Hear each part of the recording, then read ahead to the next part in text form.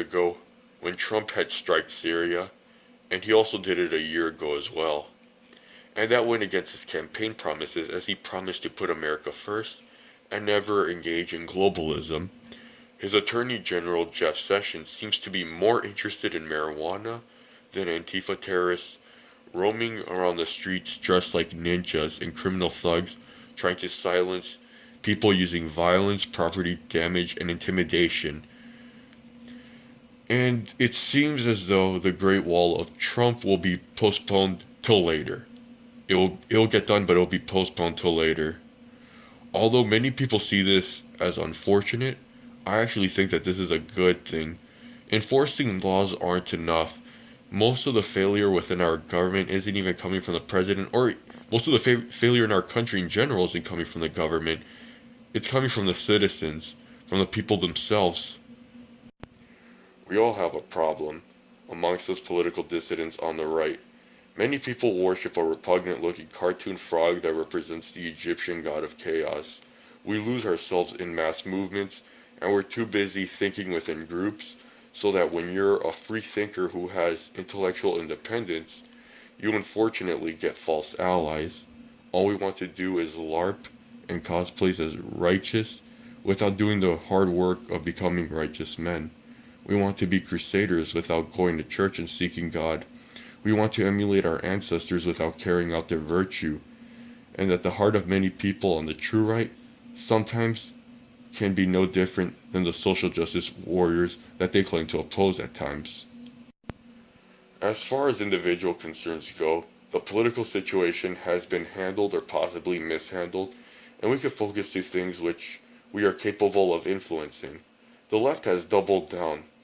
At this point, they are beyond reason. The left is convinced that we have false consciousness, and so their modus operandi is terrorism.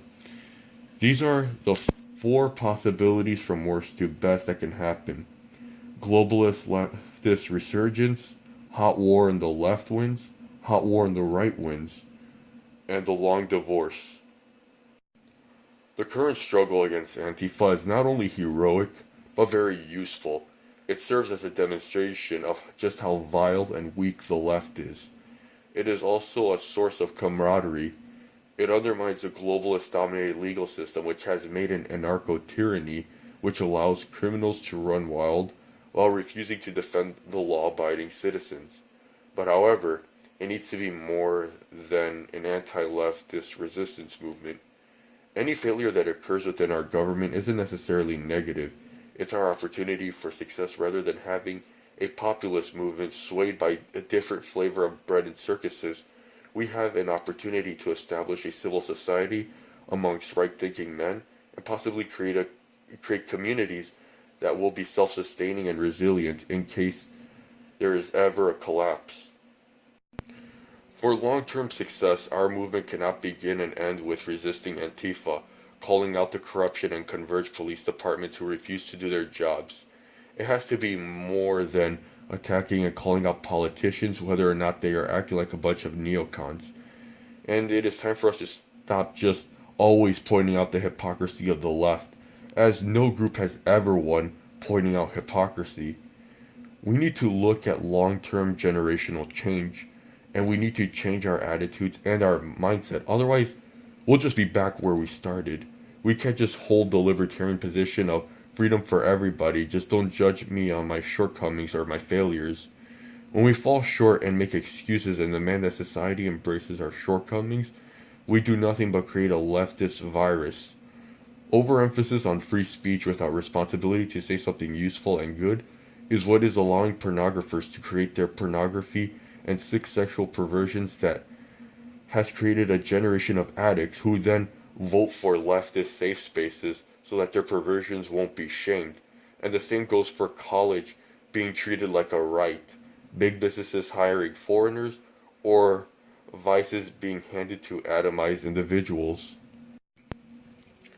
To win in the long term, it requires that we embrace radical responsibility as individuals the moment that attacking and getting into brawls with Antifa becomes a cause only in and of itself, rather than to maintain a civilized society.